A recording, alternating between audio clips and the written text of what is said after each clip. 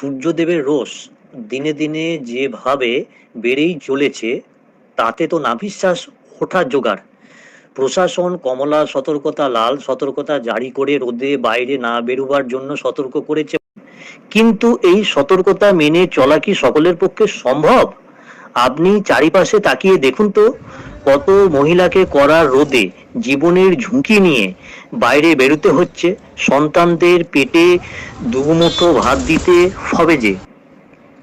এই মায়েরা ঘরে বসে থাকলে সন্তানটা অভুক্ত থেকে যাবে। আর মায়ের কাছে ঝলসানো রোদ্দুর সহ্য হলেও যে সন্তানদের অভুক্ত মুখ যে কিছুতেই সহ্য হয় না।